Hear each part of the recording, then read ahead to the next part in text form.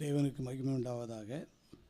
இந்த நாளிலும் நாங்கள் நம்முடைய பகுதிக்கு வரவும் ஆண்டுடைய ஊழியத்தை செய்யவும் ஆண்டு கொடுத்த பெரிய கிருபைக்காக ஆண்டவருக்கு ஸ்தோத்திரம்.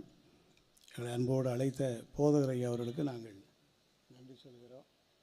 மற்றும் சபை ஊழியர் அவர்கள், திருச்சபையுடைய மூப்பர்கள், பெரியவர்கள், தாய்மார்கள், இந்த ஊழியத்திற்காக ஜெபிக்கிறவங்களுடைய யாவருக்கும் நன்றி கூறி, இந்த நாளிலும் ஆண்டவர் நம்மோடு கூட பேசும் சத்திய வார்த்தையை நாம் தியானித்து அந்த ஆசீர்வாதங்களை நாம் சுதந்திரித்துக் கொள்ள இருக்கிறோம். எபிரேயர்களின் நிருபம் 2வது அதிகாரம்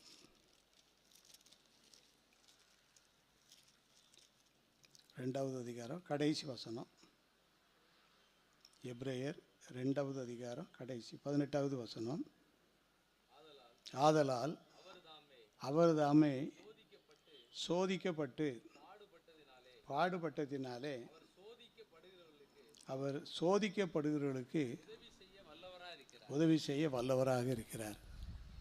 அவர் தாமே சோதிக்கப்பட்டு பாடுபட்டதினாலே அவர் சோதிக்கப்படுகிறவர்களுக்கு உதவி செய்ய வல்லவராக இருக்கிறார். நம்முடைய ஆண்டவர் யார் என்று வேதத்தை முழுவதையும் வாசித்து பார்க்கும்போது ஒவ்வொரு வசனங்களிலும் அவர் யார், அவருடைய வல்லமை என்ன, அவருடைய பெயர் என்ன, அவர் என்ன செய்கிறாரு, எப்படி செய்வார், யாருக்கு என்ன செய்வார் என்னெல்லாம் தெளிவாக சொல்லப்பட்டிருக்கு. இந்த நாளிலே நாம் தியானிக்கிற வார்த்தை சோதிக்கப்பட்டு பாடுபடுகிறவர்களுக்கு உதவி செய்ய அவர் வல்லவர். சோதனையாக இருக்கேன்னு சொல்லி அநேகர் மத்தியில் இந்த வார்த்தை ஓடிக்கிட்டு இருக்கு. சிலர் வாய் திறந்து சோதனையாக இருக்குன்னு சொல்கிறாங்க, சிலர் மனசுள் வச்சுக்கிட்டு இருக்கிறோம். ஆனால் எப்படி இருந்தாலும் ஆண்டவருடைய உதவியை தேடினால் நிச்சயமாக எல்லா சோதனையிலும் நமக்கு என்ன உண்டு? ஜெயம் உண்டாகும். சோதனை எந்த அடிப்படையில் வருகிறது, யாருக்கு வந்தது, அவங்களுக்கு ஆண்டவர் செய்த என்ன ஆசீர்வாதங்களை குறித்து வேதத்தில் தியானிப்போம். ஜெபத்தோடு ஆண்டவருடைய வார்த்தையை நாம் தியானிப்போம். உம்பாதம் பணிந்தேன் என்னாலும் துதி என்று பாடலில் ஒரு கவி பாடி துதிப்போம். உம்பாதம் பணிந்தேன் என்னாலும் துதியே, உம்மை அன்றி யாரை பாடுவேன் ஏசையா, உந்தன் அன்பு உள்ளம் பொங்குதே. உம் பாதம் பணிந்தேன் என்னாலும் துதியே, உம்மை அன்றி யாரை பாடுவேன் ஏசையா, உந்தன் அன்பு உள்ளம் பொங்குதே. நெருக்கத்திலே உம்மை அழைத்தேன், நெருங்கி உதவி எனக்கு அளித்தீர். திசை கெட்டெங்கும் அலைந்திடாமல் தீவிரம் வந்தென்னை தாங்குகிறீர். உம் பாதம் பணிந்தேன் என்னாலும் துதியே, உம்மை அன்றி யாரை பாடுவேன் ஏசையா, இந்த அன்பு உள்ளம் பொங்குதே. ஏசையா அன்பு உள்ளம். ஜெபிப்போம். எங்களை நேசிக்க நல்ல ஆண்டவரே, ஆசீர்வாதமான வேலைக்காக ஸ்தோத்திரம். நீர் பாடுபட்டு சோதிக்கப்படுகிறவர்களுக்கு உதவி செய்ய வல்லவர் என்ற வார்த்தையை நாங்கள் தியானிக்க உங்களுடைய உதவி எங்களுக்கு வேணும். நாங்கள் எல்லா சோதனைகளையும் ஜெயமாக்கிக் கொள்ள எங்களுக்கு கிருபைகளை தாரும். இயேசுவின் மூலம் ஜெபிக்கிறோம் பிதாவே, ஆமென். 69வது வருடம் 70வது வருடம் ஆகிய நாட்களில் பியூசி படிப்பதற்காக ஜான்ஸ் காலேஜில் ஒரு வருஷ கோர்ஸுக்காக ஆண்டவர் என்னை படிக்க கொண்டு வந்தார். அப்போ சாப்டர் ஹாஸ்டல் சொல்லி ஒன்று உண்டு, அங்கே தங்கியிருந்து ஒரு வருஷம் படித்தேன். நான் வந்த நோக்கம் படிப்புக்காகத்தானே வந்தேனே ஒழிய வேறு நோக்கங்கள் எனக்கு இல்லை. ஆனால் ஆண்டோடைய சித்தமும் வேலையும் எப்படி இருக்குன்னு சொன்னால், நீ படிக்கவும் செய்யணும், அதே நேரத்தில் என்னுடைய ஊழியத்தையும் நீ என்ன செய்யணும் என்று சொல்லி அந்த 69 70 ஏறத்தாழ ஒரு 50 ஆண்டுகளுக்கு மேலே ஆயிடுச்சு. அந்த நாட்களில் ஆண்டோடைய கிருபையினால் அந்த சேப்பல் சிற்றாலயத்தில் சாயங்காலம் தோறும் அங்கே ஜெபக்குழு நடந்துகிட்ருக்கும். அந்த ஜெபக்குழுவில் அந்த நாட்களில் இருந்தது. இந்த நாளில் நம்முடைய திருமண்டலத்தில் பணி செய்து ஓய்வு பெற்ற குருமார்கள், தற்சமயம் பணி செய்கிற குருமார்கள் சிலர் எல்லாம் அந்த நாட்களில் கல்லூரியில் படித்து கொண்டு ஜெபக்குழு நடத்தி வந்தார்கள். என்னையும் அழைத்தார்கள், நானும் சென்றேன். ஆண்டவருடைய பிரதான கிருபையினாலே ஒரே ஜெபத்தில் ஆண்டவர் என்னை சந்தித்தார். அல்லேலூயா. ஒரே ஜெபத்தில் எனக்கு வாக்குத்தத்தம் கொடுத்தார். அல்லேலூயா. ஒரே ஜெபத்தில் எனக்கு பரிசுத்த ஆவியை கட்டளையிட்டார். வேலை செய்யக்கூடிய பின் நாட்களில் அந்த அபிஷேகமும் ஊழியமும் சேர்த்து கொடுத்து என்னை இந்த பாளையங்கோட்டையில் ஒரு ஊழியத்தை செய்வதற்கு ஆண்டவர் எனக்கு ஒரு கிருபையை கொடுத்தார். அந்த நாளுக்காக ஆண்டவருக்கு நன்றி சொல்கிறோம். இன்றைக்கு இந்த பாளையங்கோட்டைக்கு வரும்போதெல்லாம் அந்த ஞாபகம் இருக்கும். 50 ஆண்டுகளுக்கு முன்பாக பாளையங்கோட்டைக்கு எதற்காக வந்தோம், என்னதெல்லாம் நடந்ததுன்னு சொல்லி ஒவ்வொரு காரியங்களையும் நினைவுபடுத்தும் போது ஆண்டவருடைய கிருபைக்காக ஆண்டவருக்கு ஸ்தோத்திரம். இந்த ஊழியத்தை செய்கிற எங்களுக்காக நீங்கள் ஜெபித்து கொள்ளுங்கள், நாங்கள் உங்களுக்காக ஜெபிக்கிறோம். ஆண்டவர் ஆசீர்வதிப்பார். அவர் தாமே சோதிக்கப்பட்டு பாடுபட்டபடியினாலே சோதிக்கப்படுகிறவர்களுக்கு உதவி செய்ய அவர் வல்லவராக இருக்கிறார். அவருக்கு எல்லாம் தெரியும். சோதனை யார் மூலமாக வருது, அது எப்படி வரும், அது யாரை போய் பாதிக்கும், எப்படிலாம் தாக்கம் செய்யும், அதிலிருந்து எப்படி விடுதலை கொடுக்கலாம், எல்லா நுணுக்கங்களும் யாருக்கு தெரியும், ஆண்டவருக்கு தெரியும். ஆகினால் எனக்கு சோதனையாக இருக்கேன்னு சொல்லி நம்ம சோர்ந்து விடாதபடி சோதனையில் எனக்கு உதவி செய்கிற ஆண்டவரை நோக்கி நாம் பார்க்க வேண்டும். அதனாலே சோதனை யார் மூலமாக வருகிறது என்று பார்க்கும்போது முதலாவது நம்முடைய ஆசீர்வாதத்திற்காக, நம்முடைய வளர்ச்சிக்காக இன்றைக்கி பாடமாக வாசி கேட்ட பகுதியில் ஆதியாகமம் 22வது அதிகாரம் முதல் வசனத்தை வாசிப்போம். இந்த காரியங்கள் நடந்த பின்பு தேவன் ஆபிரகாமை சோதித்தார். எப்படி எனில், அவர் அவனை நோக்கி ஆபிரகாமே என்றார். அவன் இதோ அடியேன் என்றான். 22வது வசனம். இந்த காரியங்கள் நடந்த பின்பு தேவன் ஆபிரகாமை சோதித்தார். அப்போ சோதனை மனுஷனுக்கு யார் மூலமாக வரும்? ஆண்டவர் மூலமாக வரும். எப்போதாவது தான் வரும். அது வந்தால் ஸ்ட்ராங்காக இருக்கும். அதை உறுதியாக நின்றுன்னு சொன்னால் அதுக்குரிய ஆசீர்வாதத்தை அது பிறகு தான் நம்ம பெற்றுக்கொள்ள முடியும். அவ்வளோ விசேஷமான ஆசீர்வாதம் இருக்கும். ஏற்கனவே ஆதியாகமம் 12வது அதிகாரத்தில் கர்த்தர் ஆபிரகாமுக்கு கொடுத்த பெரிய வாக்குத்தத்தம் உண்டு. அது இனிஷியலான வாக்குத்தத்தம், அது கட்டாயம் நிறைவேறும். ஆனால் ஆழமான வாக்குத்தத்தம் என்னன்னு சொல்லி அந்த ஆதியாகமம் 22வது அதிகாரம் 17வது வசனத்தை வாசித்து பார்க்கும்போது, ஆதியாகமம் 22:17, நான் உன்னை ஆசீர்வதிக்கவே ஆசீர்வதிப்பேன். உன் சந்ததியை வானத்து நட்சத்திரங்களைப் போலவும், உன் சந்ததியை வானத்து நட்சத்திரங்களைப் போலவும், கடற்கரை மணலைப் போலவும், கடற்கரை மணலை பெருகவே பெருக பண்ணுவேன் என்றும், பெருகவே பெருக பண்ணுவேன் என்றும், உன் சந்ததியார் தங்கள் சத்துருக்களின் வாசல்களை சுதந்திரித்துக் கொள்வார்கள் என்றும், நீ என் சொல்லுக்கு கீழ்ப்படிந்தபடியினால் உன் சந்ததிக்குள் பூமியில் உள்ள சகல ஜாதிகளும் ஆசீர்வதிக்கப்படும் என்று என் பேரில் ஆணையிட்டேன் என்று கர்த்தர் சொல்கிறார். என் பேரிலே ஆணையிட்டேன் என்று கர்த்தர் சொல்கிறார். அல்லேலூயா. அல்லேலூயா.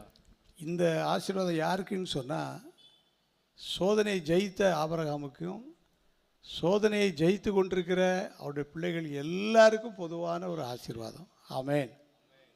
அப்போ சோதிக்கப்படுவர்களுக்கு உதவி செய்ய ஆண்டவர் வல்லவராக இருக்கிறார். சில சமயங்களிலே சில சோதனையை ஆண்டவரே நமக்கு கொடுக்கிறார். அதை நாம் 22வது அதிகாரம் முதல் வசனத்தில் வாசிக்கும் போது, இந்த காரியங்கள் நடந்த பின்பு தேவன் ஆபிரகாமை சோதித்தார். எந்த சோதனை யார் மூலமாக வந்தாலும் ஆண்டவருடைய அனுமதி இல்லாமல் ஒன்று வராது.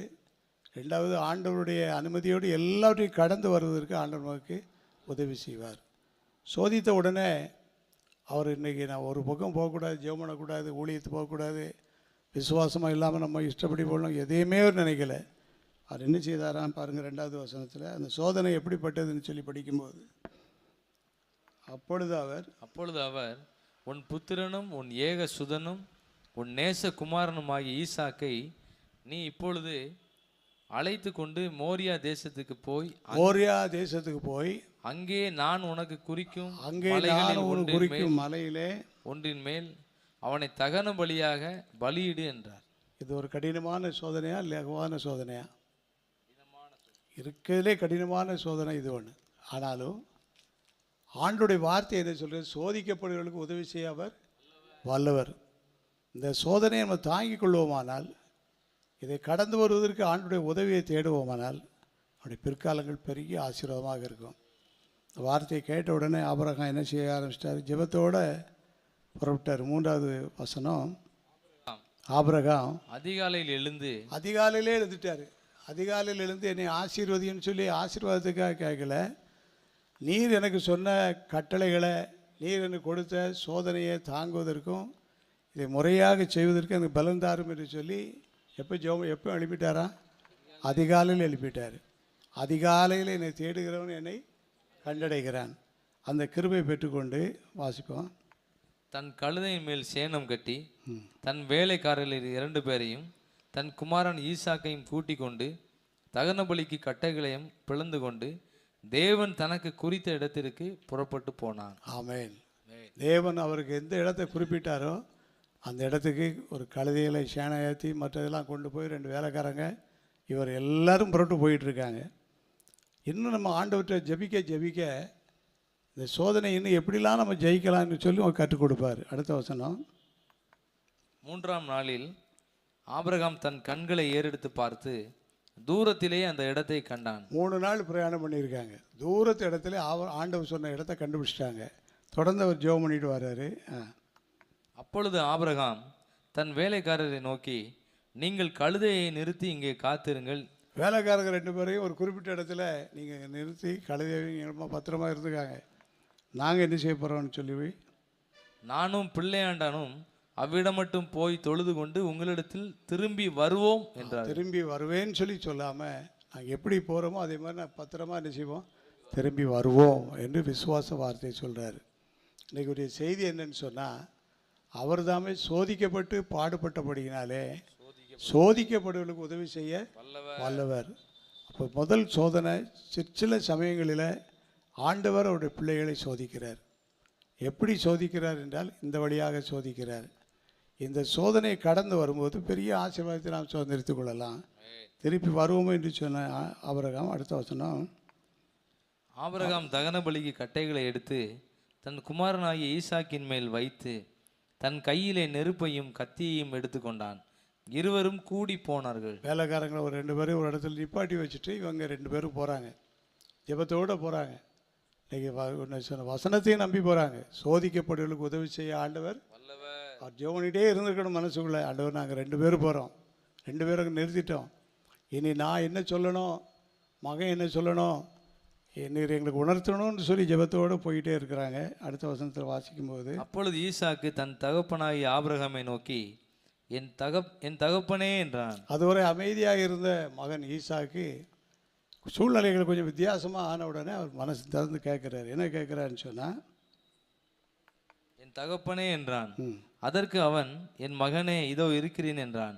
அப்பொழுது அவன், இதோ நெருப்பும் கட்டையும் இருக்கிறது, நெருப்பும் கட்டையும் இருக்குது, தகன பலிக்கு ஆட்டுக்குட்டி, தகன பலிக்கு ஆட்டுக்குட்டி வேணுமே, ஆட்டுக்குட்டி இல்லையே எங்கப்பா அப்படின்னு சொல்லி கேட்கும்போதும் அவர் பதில் சொல்றாரு, ஜெபத்தோடு சொல்றாரு. அதற்கு ஆபிரகாம், என் மகனே தேவன் தமக்கு தகன பலிக்கான ஆட்டுக்குட்டியை பார்த்து கொள்வார் என்றார். கர்த்தர் பார்த்து கொள்வார். அல்லேலூயா. நாமே சோதிக்கப்பட்டவர்களுக்கு உதவி செய்ய அவர் வல்லவர். எவ்வளவு வித்தியாசமான சூழ்நிலையாக இருந்தாலும், ஒருவேளை அது நம்மளால் முடியாத காரியமோ அப்படின்னு நினைக்கக்கூடிய சூழ்நிலையாக இருந்தாலும், ஜெபத்தோடு அந்த காரியத்தை ஆண்டவர் நம்மளை சோதிக்கும்போது அந்த சோதனையை நாம் ஏற்றுக்கொள்ள வேண்டும். ஒரு நாள் அவர் நம்மை கைவிடுவதற்காக நமக்கு சோதனை அனுப்ப மாட்டார். நம்ம அதிலிருந்து வாழ் வருவதற்கு தான் அளிப்பார். அடுத்த வசனம், அதற்கு ஆபிரகாம், என் மகனே தேவன் தகன பலிக்கான ஆட்டுக்குட்டியை பார்த்து கொள்வார் என்றான். அப்புறம் இருவரும் கூடி போய், இந்த வார்த்தையை விசுவாச வார்த்தையை சொல்லி குறிப்பிட்ட இடத்துக்கு 2 பேரும் வந்துகிட்டு இருக்காங்க. தேவன் அவனுக்கு சொல்லியிருந்த இடத்திற்கு வந்தார்கள். அங்கே ஆபிரகாம் ஒரு பலிபீடத்தை உண்டாக்கி கட்டைகளை அடுக்கி தன் குமாரனாகிய ஈசாக்கை கட்டி அந்த பலிபீடத்தில் அடுக்கிய கட்டைகளின் மேல் அவனை கிடத்தினான். எல்லா காரியங்களையும் ஒழுங்கு பண்ணிட்டார். பரலோகம் பார்த்துட்டே இருக்குது. அவர் தாமே சோதிக்கப்பட்டு பாடுபட்டபடியினாலே சோதிக்கப்படுவர்களுக்கு உதவி செய்ய வல்லவர். சில நேரத்தில் ஆண்டவரே நம்மளை சோதிக்க மாதிரி ஒரு சூழ்நிலை இருந்தாலும் சோதித்தாலும் அந்த சோதனைக்குள்ள நம்ம உள்ளே போயிட்டு தான் வரணும். அந்த சோதனையை எப்படி நாங்கள் கடந்து வரணும்னு சொல்லி நம்ம ஜெபம் பண்ணி தான் ஆகணும். வேறு ஏதாவது பண்ணணும் ஆண்டவரேன்னு சொல்லி நம்ம நினச்சி தப்பிக்கவும் முடியாது, தப்பிக்க கூடாது. தைரியமாக வராரு. அடுத்த வசனத்தை படிக்கும்போது, பின்பு ஆபிரகாம் தன் குமாரனை வெட்டும்படிக்கு தன் கையை நீட்டி கத்தியை எடுத்தான். அப்பொழுது கர்த்தருடைய தூதனானவர் வானத்திலிருந்து ஆபிரகாமே ஆபிரகாமே என்று கூப்பிட்டார். அவன் இதோ அடியேன் என்றான். ஆமென், அல்லேலூயா. ஆமென். பரத்தில் இருந்து ஜெயம் வரும், பரன் என்னை காக்க வல்லோ. பரத்தில் இருந்து ஜெயம் வரும், பரன் என்னை காக்க வல்லோ. காக்கும் வல்ல மீட்பர் உண்டனக்கு, உண்டனக்கு, உண்டனக்கு. காக்கும் வல்ல மீட்பர் உண்டனக்கு. காத்திடுவார் என்றுமே, காத்திடுவார் என்றுமே. அவர்தாமே சோதிக்கப்பட்டு பாடுபட்டபடியினாலே சோதிக்கப்படுவர்களுக்கு உதவி செய்ய அவர் வல்லவர். ஆபிரகாமுக்கு உதவி செய்கிற ஆண்டவர் எனக்கு நிச்சயமாக உதவி செய்வார், உங்களுக்கு செய்வார், நம்முடைய குடும்பத்தில் உதவி செய்வார், நம்முடைய ஊழியத்தில் உதவி செய்வார். எந்த சோதனையாக இருந்தாலும் ஆண்டவருக்குள்ளே நிலைத்து நிற்போம், ஆண்டவர் மையை ஆசீர்வதிப்பார். அது பின் வசனத்தை வாசித்து பார்க்கும்போது 12வது வசனம், அப்பொழுது அவர் பிள்ளையாண்டன் மேல் உன் கையை போடாதே, அவனுக்கு ஒன்றும் செய்யாதே. அவனுக்கு ஒன்றும் செய்யாது. ஆண்டவருடைய அனுமதிப்படி நமக்கு வரக்கூடிய சோதனைகளில் நமக்கு எந்த தீங்கும் நமக்கு என்ன செய்யாது, வராது. நமக்கு எந்த வேதனை வராது, இழப்பு வராது, ஒன்றும் வராது. எல்லாம் இழந்து போகிற மாதிரி தெரியும். ஆண்டவர் எல்லாரையும் ஆசீர்வதி தருவார். தொடர்ந்து வாசிப்போம். நீ அவனை உன் புத்திரன் என்றும் உன் ஏக சுதன் என்றும் பாராமல் எனக்காக ஒப்பு கொடுத்தபடியினால் நீ தேவனுக்கு பயப்படுகிறவன் என்று இப்பொழுது அறிந்திருக்கிறேன் என்றார். எனக்கு நல்லா புரிஞ்சு போச்சு, உனக்கு உலக பிரகாரமான பயம் கிடையாது, யார் மேலேயும் உனக்கு பயம் கிடையாது.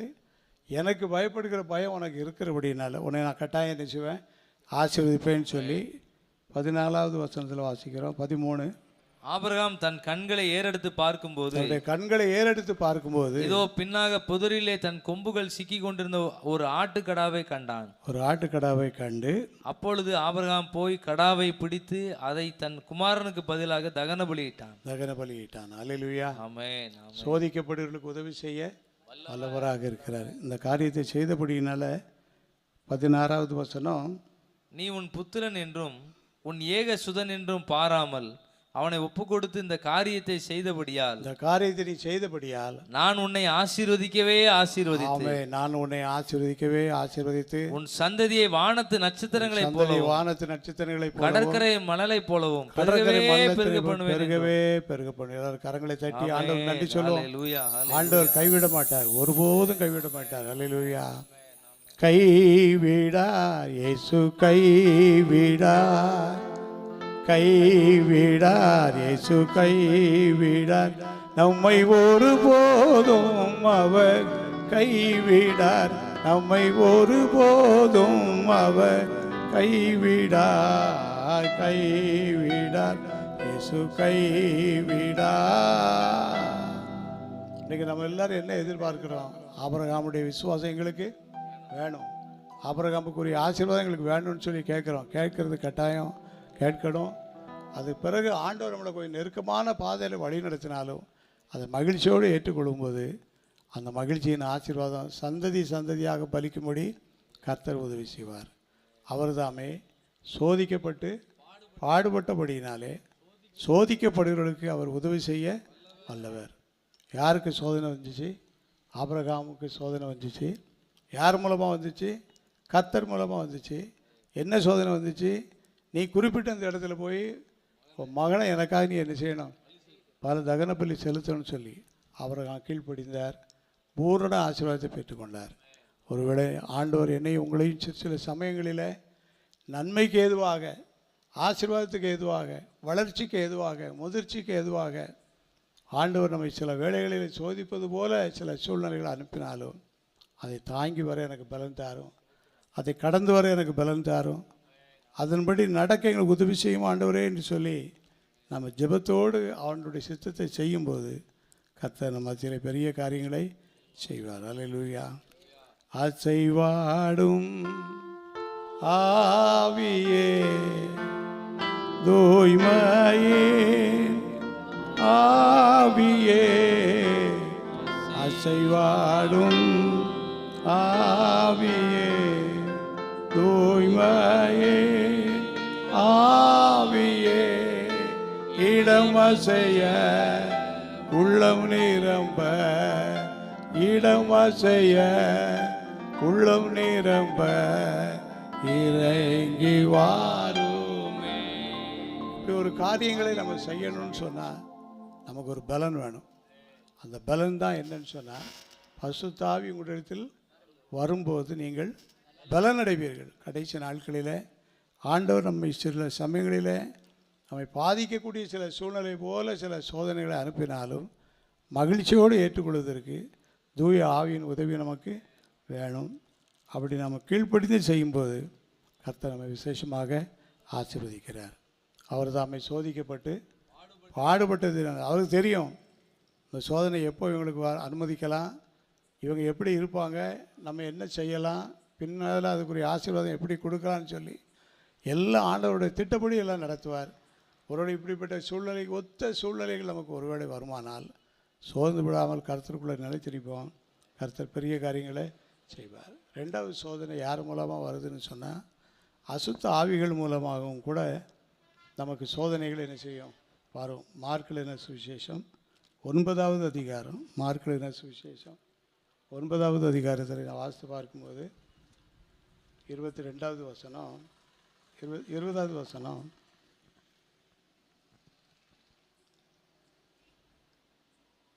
அவனை அவரிடத்தில் கொண்டு வந்தார்கள்.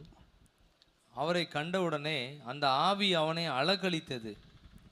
அவன் தரையிலே விழுந்து நுரை தள்ளி புரண்டான். ரெண்டாவதாக சோதனை யார் மூலமாக வரும் அப்படின்னா அசுத்த ஆவிகள் மூலமாக என்ன செய்யும் வரும். நம்ம நல்ல தீர்மானம் பண்ணியிருப்போம், அந்த தீர்மானத்தை நிறைவேற்ற முடியாதபடிக்கு அசுத்த ஆவிகள் உள்ள புகுந்து குழப்படிகளை உண்டாக்கும். இங்கே ஒரு வாலிபனை பற்றி சொல்லியிருக்கு. சிறு வயது முதலே அவனுக்கு ஒரு பலகீனம். அந்த பலகீனம் எப்படி வருது அப்படின்னு சொல்லி படிக்கும்போது 20வது வசனம், அவனை அவரிடத்தில் கொண்டு வந்தார்கள். அவரை கண்டவுடனே அந்த ஆவி அவனை அலைக்கழித்தது. அவரை கண்டவுடனே அந்த ஆவி என்ன செய்யுது அலக்களிக்கு. அவன் தரையிலே விழுந்து, அவன் உடனே தரையில் விழுந்துருவான், நுரை தள்ளி புரண்டான். நுரை தள்ளி புரண்டான் இருக்கு. அடுத்த வசனத்தில் அவர் அவனுடைய தகப்பனை நோக்கி, இது இவனுக்கு உண்டாகி எவ்வளவு காலம் ஆயிற்று என்று கேட்டார். பையனுடைய தகப்பனார் பக்கத்தில் நிற்கிறாரு. அவர்கிட்ட கேட்கிறாரு ஆண்டவர், இப்படி இவனுக்கு எவ்வளவு நாள் ஆச்சு அப்படின்னு சொல்லும்போது அதற்கு அவன் சிறு வயது முதற்கொண்டே உண்டாயிருக்கிறது. சின்ன பையனா இருக்கும்போது இப்படி தயாரா இருக்கான். சின்ன வயதிலிருந்தே அவனுக்குள்ள ஒரு அசுத்தாவியுடைய தொல்லை இருக்கு. சில நேரங்களில் முதிர் வயதில் அசுத்தாவி தொல்லை வரும், சில நேரங்களில் இடைநாட்களில் அசுத்தாவி தொல்லைகள் வரும், சில நேரங்களில் சிலருக்கு சிறு வயதிலே வரும் தொல்லைகள் வரும். எப்படி வந்தாலும் ஜெயம் கொடுக்குற கர்த்தர் நமக்கு ஜெயம் கொடுப்பார். இங்கே இந்த சோதனை அவர் எப்படி ஜெயிக்கிறான்னு சொல்லி படிக்கும்போது 22வது வசனம், இவனை கொல்லும்படிக்கு அது அநேகந்தரம் தீயிலும் தண்ணீரும் தள்ளிட்டு. தண்ணீரும் ஆபத்து, தீயும் ஆபத்து. தண்ணீருக்குள்ளே இந்த பையன் விழுறான், தீக்குள்ளே விழுறான், ஆனால் சாக மாட்டேக்கான். அந்த ஆவி அவனுட்டு போகாமல் அலக்கழிச்சுக்கிட்டு இருக்கு போட்டு.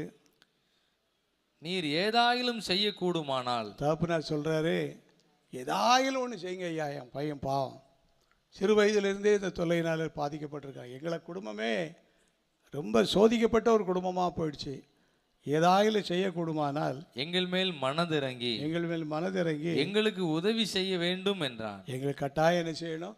உதவி செய்யணும். அவர் தாமே சோதிக்கப்பட்டு பாடுபட்டபடியினாலே சோதிக்கப்படுவர்களுக்கு உதவி செய்ய அவர் வல்லவர். அவரை நோக்கி நம்ம ஜெபத்தை விட்டுறவே கூடாது, ஜெபத்தை விட்டு விலகிறவே கூடாது. மறுபடியும் நம்ம ஜெபம் பண்ணிகிட்டே வரும்போது ஆண்டவர் நமக்கு பெரிய விடுதலை தருகிறார். அடுத்த வசனத்தில் வாசிக்கிறோம், இயேசு அவனை நோக்கி நீ விசுவாசிக்க கூடுமானால் ஆகும். அது தகப்பனாரை பார்த்து சொல்றாரு, எப்பா நீ விசுவாசித்தனா எல்லாம் சரியாயிரும் அப்படிங்கிறாரு. அவர் சொல்றாரு, விசுவாசிக்கிறவனுக்கு எல்லாம் கூடும். விசுவாசிக்கிறவனுக்கு எல்லாம் கூடும்னு சொல்லும்போது உடனே பிள்ளையின் தகப்பனார் சொல்றாரு, விசுவாசிக்கிறேன் ஆண்டவரே, என் அவிசுவாசம் நீங்கும்படி உதவி செய்யும். வேண்டாம், எப்படியாவது அவிசுவாசம் உள்ள வந்துருத, விசுவாசத்தோடு இருக்கணும்னு ஆசைப்படத்தான் செய்கிறேன். நல்லா இருக்குது, விசுவாசம் இருக்கும்போது ஒரு தைரியம் இருக்குது. ஆனால் விசுவாசம் எல்லா நேரமும் எனக்கு என்ன செய்ய மாட்டேங்குது, இருக்க மாட்டேங்குது அப்படின்னு சொல்லிட்டு விசுவாசிக்கிறேன் ஆண்டவரே, விசுவாசிக்கிறேன் ஆண்டவரே, என் அவிசுவாசம் நீங்கும்படி உதவி செய்யும் என்று கண்ணீரோட சத்தமிட்டு அப்போ சொன்னார். அவிசுத்த ஆவிகள் நம்மளை விட்டு விலகணும்னு சொன்னால் விசுவாசத்தோடு நம்ம என்ன செய்யணும், கண்ணீரோடு ஜெபம் பண்ணி ஆண்டவரே உரத்த சத்தமாக ஜெபம் பண்ணி இந்த அசுத்தாவி எங்களை விட்டு விடுதலை ஆகும்னு சொல்லி நம்ம ஜெபிக்கணும். ஜெபிக்கும்போது அந்த அசுத்தாவிகள் அல்லது சாத்தான் மூலமாக நம்ம வரக்கூடிய எல்லா சோதனைகளையும் நம்ம ஜெயிப்பதற்கு ஆண்டவருக்கு பலன் கொடுக்கிறாரு. தொடர்ந்து வாசிப்போம். உடனே பிள்ளையின் தகப்பன், அப்பொழுது ஜனங்கள் கூட்டமாய் ஓடி வருவதை இயேசு கண்டு அந்த அசுத்த ஆவியை நோக்கி, ஊமையும் செவிடுமான ஆவியே, இவனை விட்டு புறப்பட்டு போ. அந்த ஆவிக்கு பேர் என்ன பேரா? ஊமையும் செவிடுமான. ஊமையும் செவிடு சத்தம் முடியாதாவது ஒரு கதையில் சேர்க்கலாம், சீக்கிரம் போயிடும். இந்த ஊமையாக இருக்கிற ஆவி வந்து போன மாதிரியும் தெரியும், போகாத மாதிரியும் தெரியும், வந்தது மாதிரியும் தெரியும், வராத மாதிரியும் தெரியும். என்ன செய்யணுமோ அந்த ஊமையின் செவிடுமான ஆவி ஒரு ஆபத்தான ஆவி. இந்த வாலி பையனுக்கு தான் இருந்துச்சு. அந்த தகப்பனார் எவ்வளவோ சொல்லி பார்க்குறாரு, நான் விசுவாசிக்கிறேன் ஆண்டவரே. எனக்கு சில நேரம் என்ன வந்துடுது, அவிசுவாசம் வந்துடுது. சில நேரங்களில் அசுத்தாவி நம்மளை சோதிக்கும் போது ஒரே நிலையில் இருக்க விடாதபடி நம்மளை அலக்களிக்கும். ஆனாலும் நம்ம சோர்ந்து பெறக்கூடாது. தொடர்ந்து வாசிப்போம். ஊமையும் செவிடுமான ஆவியே, இவனை விட்டு புறப்பட்டு போ, இவனை விட்டு புறப்பட்டு போ, இனி இவனுக்குள் போகாத என்று நான் உனக்கு கட்டளையிடுகிறேன் என்று அதை ஆண்டவர் நிரந்தரமான விடுதலை கொடுக்கிறார். இவனை விட்டு புறப்பட்டு போனா போயிடும். ஒருவேளை ஆண்டவர் போன பிறகு திருப்பி வர்றதுக்கு வாய்ப்பு இருக்கும். ஆகையினால தான் ஆண்டவர் மறுபடியும் ஒரு வார்த்தை என்ன சொல்றான்னு கேட்டா, இனி இவனுக்குள் போகாதே. இப்போ வெளியே விட்டு போறது தான். இனி எந்த காரணத்தை கூட நீ உள்ளே செய்யக்கூடாது, வரக்கூடாது. இனி இவனுக்குள் போகாதே என்று நான் உனக்கு கட்டளையிடுகிறேன் என்று கட்டளையிட்டதாக வேதத்தில் வாசிக்கிறோம். அடுத்த அப்பொழுது அது சத்தமிட்டு அவனை மிகவும் அலக்கழித்து அவனை விட்டு என்ன செய்யிடுச்சு, அவன் செத்து போனான் என்று அநேகர் சொல்லத்தக்கதாக. ஆளை பார்த்தா அவன் செத்து போயிட்டான்னு சொல்ல மாதிரி இருந்துச்சு. செத்தவன் போல் கிடந்தான்.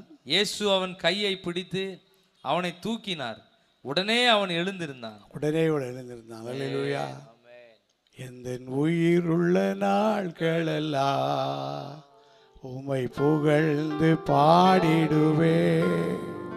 எந்த உயிருள்ள நாட்களெல்லாம் உம்மை புகழ்ந்து பாடிடுவே. ராஜா நீ செய்த நன்மைகளை என்றென்றும் ராஜா நீ செய்த நன்மைகளை என்றென்றும் ஆராதனை உமக்கே, ஆராதனை உமக்கே, ஆராதனை உமக்கே, ஆராதனை உமக்கே. ஆண்டவர் நமக்கு அசுத்தாவிகள் மூலமாக வரும் சோதனைகளெல்லாம் ஜெயிக்க நமக்கு அதிகாரம் கொடுத்துருக்கிறார். மார்க் எழுதின சுவிசேஷம் கடைசி அதிகாரம். அநேக விசுவாசிகளுக்கு அவர் கொடுத்த அதிகாரத்தில் முதல் அதிகாரமே இந்த பிசாசுகளை துரத்துகிற அதிகாரம் தான். மார்க் சுவிசேஷம் 16வது அதிகாரம் 17வது வசனம். விசுவாசிக்கிறவர்களால் நடக்கும் அடையாளங்கள் ஆவன, என் நாமத்தினாலே பிசாசுகளை துரத்துவார்கள். முதல் அதுக்கு பிறகு நிறைய அதிகாரங்கள் சொல்லப்பட்டிருக்கு. முதலாவது அதிகாரம் என்ன அதிகாரம்னு சொன்னால், என் நாமத்தினாலே பிசாசுகளை துரத்துவீர்கள். பிசாசு தொல்லையாக இருக்குன்னு சொல்லி நம்ம பதறக்கூடாது. அல்லது இந்த வீட்டில் இருந்தால் விருத்தி இல்லைன்னு சொல்லி இன்னொரு வீட்டுக்கு பார்த்து போயிடக்கூடாது. எங்கே போனாலும் உலகம் முழுசுமே யார் கையில் தான் இருக்குது, பொல்லாங்கன் கைக்குள்ளே தான் இருக்குது. உலகம் முழுவதும் எங்கே போனாலும் அசுத்தாவிய தொல்லைகள் இருக்க தான் செய்யும். ஆனாலும் ஆண்டவர் நம்ம கொடுத்துருக்கிற அதிகாரத்தை நம்ம பயன்படுத்தணும். விசுவாசிகளால் நடக்கும் அடையாளங்கள் யாவன, என் நாமத்தினாலே பிசாசுகளை எங்கே போனாலும் அசுத்தாவிய தொல்லை ஒன்று இருக்கும். எந்த நல்ல காரியம் செய்ய ஆரம்பித்தாலும் ஒரு தடை இருக்கும். பிரயாணங்கள் பண்ண முடியாதபடி தடையாக இருக்கும். ஆவிக்குரிய ஜீவிதத்தில் வளர்ச்சி அடைய முடியாத தடையாக இருக்கும். வீட்டுக்கு வர வேண்டிய நன்மையான ஈவுகள் வர முடியாத தடைகளாக இருக்கும். தடைகள் வரதில் நிறைய தடைகள் யார் மூலமாக தான் வரும், அசுத்த ஆவியின் மூலமாக. அதனால தான் ஆண்டவர் சொன்னார், பலவானை முந்தி என்ன செய்யுங்க, கட்டுங்க. பலவானை முந்தி கட்டுங்க. ஆண்டவர் அற்புதங்களை செய்வார். பிரியமானவரே, அவர் தாமே சோதிக்கப்பட்டு பாடுபட்டபடியினாலே அவர் சோதிக்கப்படுவர்களுக்கு உதவி செய்ய முதலாவது சோதனை யார் மூலமாக வரும், கர்த்தர் மூலமாக வரும். கர்த்தருடைய வார்த்தையை கீழ்ப்படியும் போது அந்த ஆசீர்வாதத்தை பெற்றுக்கொள்ளலாம். ரெண்டாவது, நமக்கு சோதனை யார் மூலமாக வருதுன்னு சொன்னால் அசுத்த ஆவிகள். அசுத்த ஆவிகளுக்கு பயப்பட வேண்டாம். அசுத்த ஆவிகள் ஒன்றும் பண்ண முடியாது. நம்ம தேவனுடைய ஆவியோடு கூட இருந்து அவைகளை நம்ம ஜெயிக்கணும். அதனால தான் அப்போஸ்தலர் 10வது அதிகாரம் 38வது வசனத்தை வாசிக்கும்போது, நசரனாகிய இயேசுவை தேவன் பரிசுத்த ஆவியினாலும் வல்லமையினாலும் அபிஷேகம் பண்ணினார். தேவன் அவருடனே கூட இருந்தபடியினாலே, தேவன் அவரோடு கூட இருந்தபடியினாலே அவர் நன்மை செய்கிறவராயும் பிசாசின் வல்லமையில் அகப்பட்ட யாவரையும் குணமாக்குகிறவராயும் சுற்றி திரிந்தார். அப்போ நம்ம எல்லாருக்கும் என்ன வேணும்னு சொன்னால், இயேசு கிறிஸ்து மேலே இருந்த அபிஷேகமும் இயேசு கிறிஸ்து மேலே இருந்த அசுத்தாவிகளை துரத்தக்கூடிய அந்த வல்லமையும் இயேசுவுக்கு இருந்த போல எனக்கும் உங்களுக்கும் தினசரி ஜெபம் பண்ணணும். ஆண்டவரே, ஊழியத்துக்கு போகிறேன், ஊழியத்துக்கு எதிர்க்கக்கூடிய சக்திகள் அசுத்தாவிகள் உண்டு. தொழில் செய்ய போகிறேன், அங்கே நிறைய எதிர்ப்புகள் உண்டு. பல்வேறு காரியங்களுக்கு நான் புறப்பட்டு போகிறேன், எனக்கு உதவி வேணும்னு சொல்லி அந்த பலவான முதலாவதே கட்டி என்ன செஞ்சிடணும், ஜெபம் பண்ணிடணும். ஒரு குறிப்பிட்ட ஊரில் அநேக வருஷத்துக்கு முன்பாக ஒரு 3 நாட்கள் தியான முகாம், ஆண்கள் தியான முகாம் வைத்திருந்தோம். அந்த தியான முகாமை கர்த்தர் ஆசீர்வதிச்சார். முகாம் முடிஞ்ச பிறகு எல்லோரும் புறப்பட்டு போயிட்டாங்க. நாங்கள் ஒரு 10 பேர் மாத்திரம் முகாமுடைய நன்றிக்காக அதில் காத்திருந்தோம். திடீர்னு ஒரு சத்தம் வந்துச்சு, ஒரு இறைச்சல், கூச்சல் போட்ட ஒரு சத்தம் வந்துச்சு. யாருன்னு சொல்லி பார்க்கும்போது ஒரு வாலிப சகோதரிக்கு ஒரு அசுத்தாவி தொல்லை இருந்திருக்கு. அது வரைக்கும் அமைதியாக இருந்து கூட்டம் முடிஞ்ச நேரத்தில் சத்தம் போடுது. சத்தம் போட்டு ஒரு வார்த்தை சொல்லிச்சு. இந்த கூட்டத்தில் நடத்தின ஆண்களில் ஒருத்தர் என்னைய அவதூறாக பேசிட்டாரு அப்படின்னு சொல்லி ஒரு வார்த்தையை சொல்லிடுச்சு.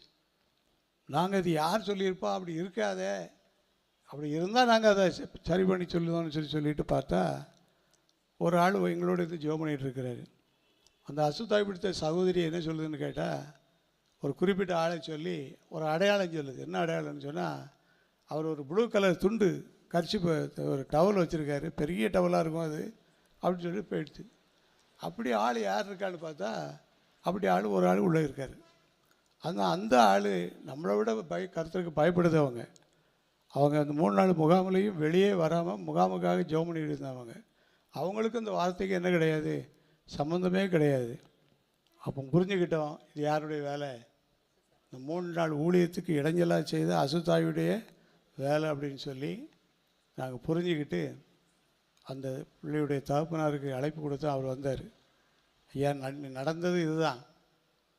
அவர் சொல்லுவார், என் மகளுக்கு கொஞ்ச நாள் அசுத்தாவினால் பாதிக்கப்பட்டிருந்தா, நீங்கள் எல்லோரும் அவளுக்காக ஜெபம் பண்ணுங்க, இன்றைக்கி இந்த ஊழியத்தில் அவளுக்கு ஒரு விடுதலை கிடைச்சின்னு சொல்லி கடைசியில் யாரை சொல்லி ஜெபம் பண்ணலான்னு நினச்சோம், அந்த ப்ளூ கலர் துண்டு போட்டிருந்தார்ல அவரை வச்சு தான் ஜெபம் பண்ணி உடனே அந்த அசுத்தாவி அந்த பிள்ளை வீட்டு போயிடுச்சு. அந்த மகளுடைய தகப்பனார் வீட்டுக்கு கூப்பிட்டு, நீ தப்பாக நினச்சிக்கிட்டாங்க, ஒன்றும் நினைக்கலையா, இதெல்லாம் வாரதான், ஆனாலும் அவங்க மகளுக்கு இன்றைக்கி ஒரு விடுதலை அனுப்பிட்டாருன்னு சொல்லி ஜெபம் பண்ணிட்டு வந்தோம். கர்த்தர் அந்த வீட்டை ஆசீர்வதித்தார். அல்லேலூயா. அவர் தாமே சோதிக்கப்பட்டு பாடுபட்டபடினாலே சோதிக்கப்படுவதற்கு உதவி செய்ய அவர் வல்லவர். அசுத்த ஆவியினால் நமக்கு சோதனைகள் வரும்போது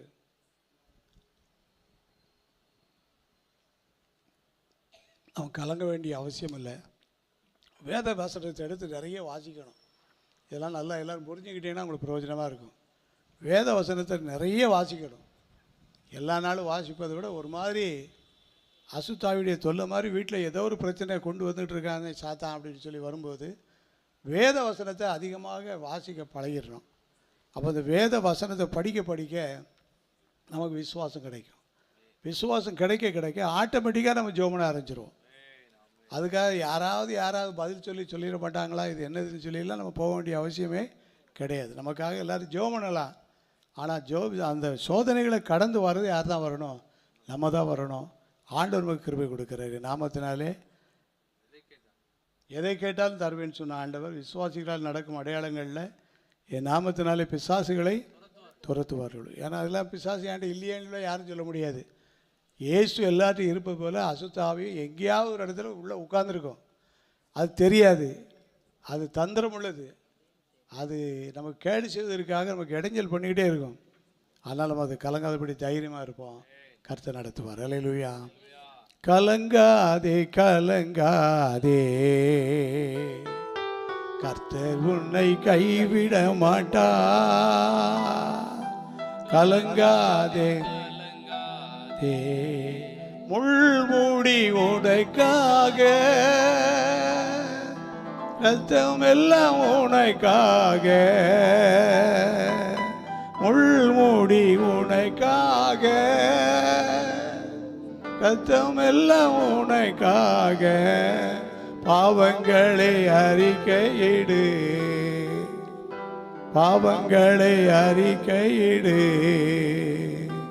பரிசுத்தமாகிவிடு, நீ பரிசுத்தமாகிவிடு. கலங்காதே கலங்காதே, கர்த்தர் உன்னை கைவிட மாட்டார். ஒரு நாள் நம்ம கைவிடப்பட்டு போகிறதே கிடையாது. ஏன்னு சொன்னால் தேவன் பாடுபட்டபடியினாலே அந்த பாடுகளின் மத்தியிலே இருக்கிற நமக்கு உதவி செய்ய அவர் அசுத்தாயின் மூலமாக. முதலாவது நமக்கு சோதனை ஆண்டவர் சில சமயங்களில் நம்முடைய நல்வாழ்வுக்காக நம்மளை சோதித்து கடைசி வரைக்கும் நிலைத்திருக்க பலன் கொடுக்குறார். ரெண்டாவது சில விதமான சோதனை யார் மூலமாக வருது? அசுத்த ஆவி மூலமாக. இளைஞர்களை பிடிக்கிறான், முதியோர்களை பிடிப்பான், சிறு பிள்ளைகளை பிடிச்சி அசுத்த ஆவியுடைய தொல்லைகளை எப்படி இருந்தாலும் நம்ம அது கலங்க வேண்டிய அவசியமே கிடையாது. இயேசுவின் நாமத்தை சொல்லி, இயேசுவின் நாமத்தை சொல்லி அந்த அசுத்தாவிகளை துரத்தும் போது எல்லாம் ஓடி போயிடும். இன்றைக்கு அசுத்தாவியுடைய நிலைமை என்னன்னு சொல்லி வேதத்தில் வாசிக்கும்போது வெளிப்படுத்தல் 12வது அதிகாரம் 12வது வசனம். வெளிப்படுத்தல் 12:12. ஆகையால் பரலோகங்களே பரலோகங்களே, அவைகளில் வாசமாய் இருக்கிறவர்களே, அவைகளில் வாசமாய் இருக்கிறவர்களே, களி கூறுங்கள், களி கூறுங்கள். பூமியிலும் பூமியிலும் சமுத்திரத்திலும் குடியிருக்கிறவர்களே, சமுத்திரத்திலும் குடியிருக்கிறவர்களே, ஐயோ ஐயோ, பிசாசானவன் தனக்கு கொஞ்ச காலம் மாத்திரம் உண்டென்று அறிந்து, தனக்கு கொஞ்ச காலம் மாத்திரம் உண்டு என்று அறிந்து மிகுந்த கோபம் கொண்டு உங்களிடத்தில் இறங்கினபடியால் உங்களுக்கு ஆபத்து வரும் என்று சொல்ல கேட்டேன். அந்த வெளிப்படுத்தல் விசேஷம் 12வது அதிகாரத்தை முழுவதும் வாசிக்கும் போது தேவனுடைய பிள்ளைகளுக்கு ஜெயம் கிடைக்கி அசுத்தாவிகள் எல்லாம் அலக்கழிச்சு ஓடி அழிஞ்சு போகுது.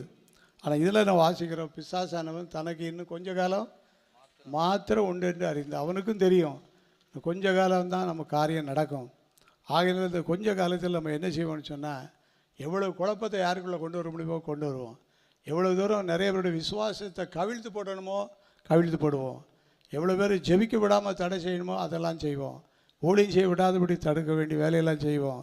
அந்த வீடு நல்ல வளர்ச்சி அடைய முடியாதபடிக்கு இருக்கிற சூழ்நிலைகளெல்லாம் மாற்றி போடுவோன்னு சொல்லி அசுத்தாவி என்ன செய்திருக்கிறாங்க? கொஞ்ச காலம் மாத்திரம் உண்டென்று அறிந்து மிகுந்த கோபத்தோடு இருக்கிறான். சாதாரணமாக கோபம் வர்றது ஒன்றும் தப்பு இல்லை. ஆனால் எந்த நேரமும் கடுகடுன்னு கோபம் வந்துகிட்டே இருந்தால் அவங்களுக்குள்ளே என்ன இருக்குதுன்னு அர்த்தம்? அசுத்தாவியுடைய தொல்லை அவங்கள விட்டு போகலை. கோபம் வர்றது எல்லாருக்கும் பொதுவான சகஜம். ஆனால் கொஞ்சம் நேரத்துக்குள்ள அது என்ன செய்யணும்? மாறணும். காலையில் பிடிச்ச கோபமான பேசுகிற பேச்சு சாயங்காலம் வரைக்கும் குறையலைன்னு சொன்னால் அவங்க ஒழுங்காக பேசலை, அவங்களுக்குள்ளே என்ன இருக்குது? கொஞ்சம் அசுத்தாவியுடைய தொல்லை இருக்குது. அவங்க ஜாக்கிரதையாக இருக்கணும். ஜெபமனலைன்னு சொன்னால் இந்த கோபம் பெருகி பெருகி பெருகி பெரிய ஆபத்துக்குள்ளே போய் என்ன செஞ்சிடும்? சேர்ந்துடும். ஆகினால அவர் தாமே பாடுபட்டு சோதிக்கப்பட்டு பாடுபட்டபடினாலே சோதிக்கப்பட்டு உதவி செய்ய அந்த வாலிபருக்கு உதவி செய்த ஆண்டவர், தகப்பனுக்கு உதவி செய்த ஆண்டவர், அந்த வீட்டுக்கு உதவி செய்கிற ஆண்டவர். நம்ம எல்லார் வீட்டில் வந்து உதவி செய்யணும், நமக்கு உதவி செய்யணும், நம்முடைய பிள்ளைகளுக்கு உதவி செய்யணும். நமக்கு விரோதமாக எழும்புகிற எந்த ஒரு ஆயுதமும் அது வாய்க்காதே போகும் என்று சொல்லி வேதத்தில் வாசிக்கிறோம். ஸோ ஆண்டவரே சில நேரங்களில் நம்மளை சோதித்து புடமிட்டு சுத்தப்படுத்துகிறார். ரெண்டாவதாக அசுத்த ஆவியின் மூலமாக நமக்கு சோதனை வருது. கடைசியாக நமக்கு வரக்கூடிய சோதனை இன்னொரு பக்கம் எங்கேருந்து வருதுன்னு சொல்லி படிக்கும்போது யாக்கோபு எழுதின நிருபம் 1வது அதிகாரம், யாக்கோபு எழுதின நிருபம் 1வது அதிகாரத்தில் சோதனை எங்கேருந்து வருதுன்னு சொல்லி இதில் தெளிவாக படிக்க முடியும். யாக்கோபு 1வது அதிகாரம் 13வது வசனம்.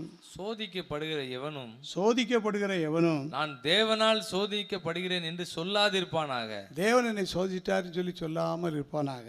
தேவன் பொல்லாங்கினால் சோதிக்கப்படுகிறவர் அல்ல, இல்லை, அவர் ஒருவனையும் அவர் சோதிக்கிறவரும் அல்ல. சோதிக்கிறவரும் அல்ல. அவனவன் தன் தன் சுய இச்சையினாலே இழுக்கப்பட்டு சிக்குண்டு சோதிக்கப்படுகிறான். சோதனை, மூணாவது சோதனை எங்கே வருதுன்னு சொன்னால், நாமே சோதனைக்கு ஒரு காரணமாகிருந்தோம். நம்முடைய விருப்பங்கள், நம்முடைய வேண்டுதல்கள், நம்முடைய எண்ணங்கள், நம்முடைய செயல்கள், நம்முடைய கிரியைகள் எல்லாம் பாவத்துக்குள்ளாயும் சோதனைக்குள்ளாயும் அழிவை நோக்கி ஓடுது. அதுதான் வேதத்தில் நம்ம வாசிக்கிறோம். அவனவன் தன் சுய இச்சையினாலே சோதிக்கப்பட்டு இழுக்கப்பட்டு, அவனவன் தன் தன் சுய இச்சையினாலே இழுக்கப்பட்டு சிக்குண்டு சோதிக்கப்படுகிறான். இந்த சோதனைக்கு நம்ம என்ன செய்யணும்? நம்ம நல்ல காரியங்கள் செய்கிற மாதிரி தெரியும், அது உண்மைதானா சரிதானாங்கிறத நம்ம இன்னும் கொஞ்சம் ஜெபம் பண்ணி முடிவெடுத்தோம்னா நல்லாயிருக்கும். தன் சுய இச்சையினால் சிக்குண்டு சோதிக்கப்பட்ட தாவீது ராஜாவை குறித்து கூட நம்ம 2 சாமுவேல் 7வது அதிகாரத்தில் வாசிக்கிறோம். முதல் வசனம் வாசிப்போம். 2 சாமுவேல் 7:1. கர்த்தர் ராஜாவை சுற்றிலும் இருந்த அவனுடைய எல்லா சத்துருக்களுக்கும் அவனை நீங்களாக்கி இளைப்பாற பண்ணின போது அவன் தன் வீட்டிலே வாசமா இருக்கையில். தாவீது ராஜாவை பற்றி படிக்கிறார். பெரிய ஜெயம் கிடைச்சிச்சு, எல்லாம் முடிஞ்சு நல்லா அமைதியாக இருக்கிற நேரம் வீட்டில் உட்காந்து நல்லா பாட்டு பாடி ஜெபிச்சு ஆண்டவரை துதிக்க வேண்டியவருக்கு திடீர்னு ஒரு எண்ணம் என்ன வருதுன்னு சொன்னால், 2வது வசனம், ராஜா தீர்க்கதரிசியாகிய நாத்தானை நோக்கி, அவருடைய தீர்க்கதரிசியாகிய நாத்தானை நோக்கி, பாரும் கேதுரு மரங்களால் செய்யப்பட்ட வீட்டிலே நான் வாசம் பண்ணும்போது, நான் நல்ல வசதி படைச்ச வீட்டில் நான் வாசம் பண்ணிட்டு இருக்கிறேன், தேவனுடைய பெட்டி திரைகளின் நடுவே வாசமா இருக்கிறதே என்றான். தேவனுடைய பெட்டிக்கு ஒரு பாதுகாப்பு இல்லையே, ஆண்டவருடைய பிள்ளைகள் ஒரு கர்த்தரை துதிக்கக்கூடிய அளவுக்கு ஒரு சிறப்பான ஆலயம் இல்லையேன்னு சொல்லி அவருக்குள்ள ஒரு நல்ல எண்ணம் போல ஒரு தேவையில்லாத ஒரு எண்ணத்தை யார் கொடுக்குறா? அவருடைய உள்ளத்திலே உருவாகுது. அடுத்த வசனம், அப்பொழுது நாத்தான் ராஜாவை நோக்கி, நீர் போய் உம்முடைய இருதயத்தில் உள்ளபடியெல்லாம் செய்யும். ராஜா அப்படி சொன்ன பிறகு ஒரு ஊழியக்காரர் என்ன செய்ய முடியும்? அவருக்கு பின்னாலே சால்ரா அடிச்ச மாதிரி அடிச்சுட்டு இருக்கிறாரு. கர்த்தர் உம்மோடு இருக்கிறாரே என்றான். கர்த்தர் உம்மோடே இருக்கிறாரே, நீங்கள் தாராளமாக செய்யலாமே அப்படின்னு சொல்லி நாத்தான் சொல்லிட்டாரு.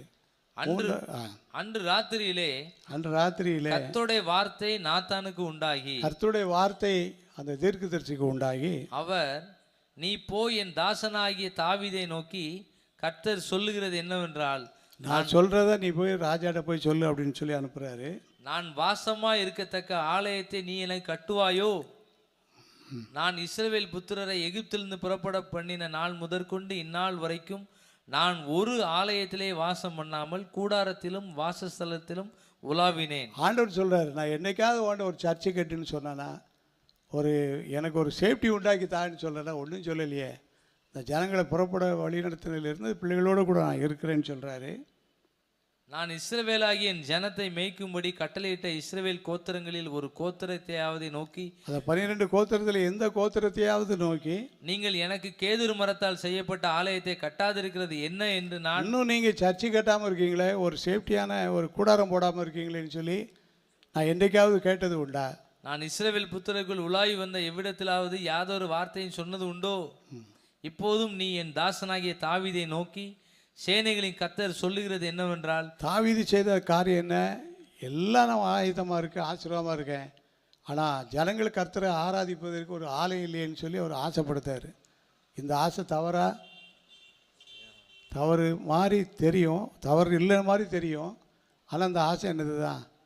அவருடைய மாம்ச வேகத்தில் வரக்கூடிய வார்த்தை. இந்த காலத்தில் யாராவது ஆலயம் கட்டுன்னு சொன்னால் வேண்டான்னு யாரும் சொல்ல மாட்டாங்க. ஆனால் கர்த்தர் சொல்கிறாரு, அதை யார் கட்டுவா? உன்னுடைய காலத்துக்கு பிறகு உன்னுடைய மகன் சாலமோன் கட்டுவார். நீ அதுக்கு வேண்டிய காரியத்தெல்லாம் சேஃப்டி பண்ணி வையின்னு சொல்லிட்டு பின்னால் வாசிக்கிறோம். நீ போன எவ்விடத்திலும் முன்னோடு இருந்து உன் சத்துருக்களை எல்லாம் உனக்கு முன்பாக நிர்மூலமாக்கி பூமியில் இருக்கிற பெரியோர்களின் நாமத்திற்கு ஒத்த பெரிய நாமத்தை உனக்கு உண்டாக்கினேன். நான் உனக்கு பெரிய நாமத்தை வைத்தேன். யார் போய் கேட்டாலும் உங்களை சொன்னால் எல்லாருக்கும் தெரியும். நான் என் ஜனமாகிய இஸ்ரவேலுக்கு ஒரு இடத்தை ஏற்படுத்தி அவர்கள் தங்கள் ஸ்தானத்திலே குடியிருக்கவும், இனி அவர்கள் அலையாமலும் முன்போலும் நான் என் ஜனமாகிய இஸ்ரவேலின் மேல் நியாயாதிபதிகளை கட்டளையிட்ட நாள் வரையில் நடந்தது போலும் நியாயக்கட்டின் மக்களால் இனி சிறுமைப்படாமலும் இருக்கும்படி அவர்களை நாட்டினேன். உன்னுடைய எல்லா சத்துருக்களுக்கும் உன்னை நீங்களாக்கி இளைப்பாற யாரெல்லாம் சத்துருன்னு வந்தாங்களோ அவங்களை எல்லாரையும் உன்னை விட்டு விலக்கி உன்னை ஆசீர்வதிச்சேன். இப்போதும் கர்த்தர் உனக்கு வீட்டை உண்டு பண்ணுவார் என்பதை கர்த்தர் உனக்கு அறிவிக்கிறார். உன் நாட்கள் நிறைவேறி நீ உன் பிதாக்களோட நித்திரை பண்ணும்போது நான் உனக்கு பின்பு உன் கற்ப பிறப்பாகிய நான் உனக்கு பிறகு ஒரு கற்ப பிறப்பாகிய சாலமோனுக்கு அந்த சந்ததியை எழுப்பி அவன் ராஜ்யத்தை நிலைப்படுத்துவேன். இதுதான் ஆண்டவர் சொன்ன பதில். ஆண்டோட சித்தம் என்ன? உன் காலத்துக்கு பிறகு ஒரு ஆலயம் கட்டணும். ஆனால் இவர் என்ன ஆசைப்படுதாருன்னு சொன்னால், நான் இருக்கிற காலத்திலே என்ன செய்யணும், கட்டிடணும்னு ஆசைப்படுதார். அதை அவருடைய சுய இச்சையினால் இழுக்குண்டு சிக்குண்டு சோதிக்கப்படக்கூடிய ஒரு வேளையில் ஆண்டவராக பார்த்து சோதிக்கப்படுகிற தாவீதுக்கு உதவி செய்ய வல்லவராக இருந்தார். என்ன நடந்து நமக்கு தெரியும். எல்லாம் சேர்த்து வச்சார். அவருடைய காலத்துக்கு பிறகு ஆலயம் அவருடைய மகன் மூலமாக கட்டப்பட்டுச்சு. 3 காரியங்களை தியானம் பண்ணி இருக்கிறோம். அவர் தாமே சோதிக்கப்பட்டு பாடுபட்டபடியினாலே சோதிக்கப்படுகிறவர்களுக்கு உதவி செய்ய அவர் வல்லவர். என்னை சோதனையாக இருக்கேன்னு சொல்லிகிட்டே இருக்காதீங்க. ஆண்டவர் நோக்கி கூப்பிடுவோம். எந்த சோதனையாக இருந்தாலும் ஜெயிக்க நமக்கு ஆண்டவர் பலன் கொடுப்பார். 3 விதமான சோதனைகளை நான் வாசித்திருக்கேன். முதலாவது, சில வேளைகளில் நம்முடைய ஆசீர்வாதத்திற்காக ஆண்டவரே நம்மளை என்ன செய்தார், சோதிக்கிறார். ஆபிரகாம் அவருடைய மகனுடைய வாழ்க்கையில் நடந்த காரியம் நமக்கு தெரியும். ஆண்டவர் ஆசீர்வதித்தார். 2வது, சில நேரங்களில் வரக்கூடிய சோதனை அசுத்த ஆவிகள் மூலமாக சோதனை வரும். இந்த அசுத்த ஆவிகளை நம்ம ஜெயிக்கலைன்னு சொன்னால், அசுத்த ஆவிகள் நம்மளுக்கு வேண்டாத காரியங்களை செய்து குடும்பத்தை பாழாக்கிறோம். ஆகையினால் எல்லோரும் விழிப்பாக இருந்து உபவாசம் இருந்து ஜெபம் பண்ணி, இந்த ஜாதி பிசாசு ஜெபத்தினால் உபவாசத்தினாலுமே அன்றி வேறு எந்த வழியிலும் புறப்பட்டு போகாதுங்கிற வார்த்தையை கீழ்ப்படிந்து நல்ல ஜெபம் பண்ணுவோம். வீட்டுக்குள்ளே, ஊழியத்துக்குள்ளே, நம்முடைய போக்குவரத்துக்குள்ளே எந்த அசுத்தாவையும் நம்மளை மேற்கொள்ள முடியாதபடிக்கு ஆண்டவர் நமக்கு துணை செய்வார். 3வது சோதனை எங்கேருந்து வருது, யாருக்கு வருதுன்னு சொன்னால், அவங்களே நாமே நமக்கு ஒன்று எடுத்துக்கிடுது. பாருங்கள், அது அப்படி இருக்குது, இது இப்படி போட்டுட்டேன், அது அப்படி, அதுக்கு உதவி செய்ய ஆள் இல்லை, இதுக்கு உதவி செய்ய ஆள் இல்லை, அவங்கள நம்பி போனால் இப்படி பண்ணிட்டாங்க, இப்படி பண்ணிட்டாங்க. ஒருத்தரையும் நம்பி போக வேண்டாம். ஒரு பக்கம் ஒன்று தான் அலைய வேண்டாம், வைக்க வேண்டாம். உட்கார்ந்து ஜெபம் பண்ணோம்னா காரிய சித்தி கர்த்தரால் உண்டாகும். தாவீது இதை ரொம்ப பிரம்மாண்டமாக நினச்சி எடுக்க ஆரம்பித்தார். நாத்தானும் சரின்னு சொன்னார். ஆனாலும் ஆண்டவர் பேசி, நீ தாவீதுகிட்ட போய் சொல்லிட்டு வா, உன் காலத்துக்கு பிறகு தான் இந்த ஆலயத்தை கட்ட முடியும்னு சொல்லி அவருடைய நாட்களில் நல்ல நிர்வாகம் செய்ய கர்த்தர் உதவி செய்தார். அவர் தாமே சோதிக்கப்பட்டு பாடுபட்டபடினாலே சோதிக்கப்படுகிறவர்களுக்கு உதவி செய்ய அவர் வல்லவர். கர்த்தரே சில நேரங்களில் சோதிப்பார், ஆசீர்வாதமாக இருக்கும். கர்த்தரே நமக்கு சோதனையை ஜெயிக்க, அசுத்தாவை ஜெயிக்க பலன் கொடுப்பார். அது நமக்கு ஆசீர்வாதமாக இருக்கும். சில நேரம் நாமே நம்முடைய எண்ணங்களால், நம்முடைய சிந்தனைகளினால், நம்முடைய நினைவுகளினால், நம்முடைய சில ஆலோசனைகளை கேட்குறதுனால கூட நம்ம தவறி போக வழிகள் உண்டு. அப்படிப்பட்டவங்க எல்லாரும் ஆண்டவரோடு நம்ம ஐக்கியத்தை வைப்போம். ஆண்டவர் ஆசீர்வதிப்பார். அல்லேலூயா. துதி செய்ய தொடங்கியதும் எதிரிகள் தங்களுக்குள் வெட்டுண்டு மடிய செய்தி. துதி செய்ய தொடங்கியதும் எதிரிகள் தங்களுக்குள் வெட்டுண்டு மடிய செய்தி. உம்மாலாகோ எல்லாமாகோ, உம்மாலாகும் எல்லாமாகும். அலங்கார வாசலிலே அலங்கோல முடவன் என்று நடந்தானே இயேசு நாமத்தில். அலங்கார வாசலிலே அலங்கோல முடவன் என்று நடந்தானே இயேசு நாமத்தில். உம்மாலாகோ எல்லாமாகோ, உம்மாலாகோ எல்லாமாகோ. ஆகாதது எதுவும் இல்லை, உம்மால் ஆகாதது எதுவும் இல்லை. ஆகாதது எதுவும் இல்லை, உம்மால் ஆகாதது எதுவும் இல்லை. உம்மால் ஆகாதது எதுவும், உம்மால் ஆகாதது எதுவும் இல்லை. நம்ம ஜெபிக்க போகிறோம். அவர் தாமே சோதிக்கப்பட்டு பாடுபட்டபடினாலே சோதிக்கப்படுகிறவர்களுக்கு உதவி செய்ய அவர் வல்லவர். 3 விதமான சோதனை. முதலாவதாக, கர்த்தரே நம்முடைய நல்வாழ்வுக்காக நம்மளை சோதிக்கிறாரு. அப்பவும் ஆண்டுடைய உதவி நமக்கு கிடைக்க ஜெபிக்கணும். 2வது, சில சோதனைகள் அசுத்த ஆவி மூலமாக, சாத்தான் மூலமாக வந்து நம்மளை சோதிக்கும். மிகுந்த ஜெபத்தோடு இருந்து அதை ஜெயிக்க நம்மளை பலப்படுத்திக்கணும். மூன்றாவது சோதனை எப்படி வருதுன்னு சொன்னால், நம்முடைய எண்ணங்கள், நம்முடைய நினைவுகள், நம்முடைய திட்டங்கள், நம்முடைய ஆராய்ச்சிகள் எல்லாம் வேத வசனத்துக்கு உள்பட்டு இருக்கணும். ஆண்டவருக்காக பரிதாபப்படக்கூடாது, அவனுடைய பணியை செய்யணும். கடைசியாக நாத்தான் மூலமாக நல்ல அறிவு பெற்று அந்த சோதனையில் விழாதபடிக்கு தேவன் காப்பாற்றினார். நம்ம ஜெபிப்போம். உங்களையும் ஆண்டவர் தான் காப்பாற்றணும், என்னையும் ஆண்டவர் தான் காப்பாற்றணும். நம்ம ஆண்டவர்கிட்ட விலகி போயிருப்போம். ஆனால் அந்த நாட்களை நம்ம ஆண்டவர்களை அர்ப்பணிப்போம். தேவன் ஆசீர்வதிப்பார். எங்களை நேசிக்கிற நல்ல ஆண்டவரே, அவர் தாமே சோதிக்கப்பட்டு பாடுபட்டபடியினாலே சோதிக்கப்பட்டவர்களுக்கு உதவி செய்ய வல்லவர் என்று சொல்லி நாங்கள் உம்மை நோக்கி பார்க்கிறோம். ஐயா, எங்களுக்கு ஒரு வல்லமையான உதவி இந்த ராத்திரியிலே எங்களுக்கு தேவை. உங்களுடைய வல்லமையான உதவி எங்களுடைய குடும்பத்திற்கு இந்த நாட்களில் அதிகமாக தேவை. உங்களுடைய வல்லமையான உதவி விசுவாசிகள் ஊழியர்களுக்கு எங்களுக்கு நிச்சயம் தேவை. அப்பா, நீர் எங்களுக்கு பாடுபட்டு கொண்டிருக்கிற எங்களுக்கு உதவி செய்ய வல்லவராக இருக்கிறீர் என்று நாங்கள் விசுவாசிக்கிறோம். அநேகர் இந்த விடுதலை இந்த நாளிலே பெற்றுக்கொள்ளட்டும். அநேகர் இந்த விடுதலை இந்த நாட்களில் பெற்றுக்கொள்ளட்டும். அநேகர் இந்த விடுதலை இந்த நாட்களில் பெற்றுக்கொள்ளும்படியாக தூய ஆவியானவர் உதவி செய்வீராக. தூய ஆவியானவர் உதவி செய்வீராக. நீரே எங்களை சோதித்தாரும் அது எப்படி கடந்து வர வேண்டும் என்று எங்களுக்கு ஆலோசனை தாரும். அசுத்த ஆவி எங்களை வீட்டை அலக்கழித்தாலும் இயேசுவின் நாமத்தில் ஆண்டவரை அதை கண்ட்ரோல் பண்ணி ஜெபிக்கிறோம். ஐயா, எங்களுடைய எண்ணங்களே வித்தியாசமான எண்ணமாக இருக்குமானால் அதை ஒழுங்குபடுத்தி தாரும். நீ செய்து எங்களை நடத்தப் போகிற தயவுக்காக நன்றி செலுத்துகிறோம். இயேசுவின் மூலம் ஜெபிக்கிறோம் பிதாவே.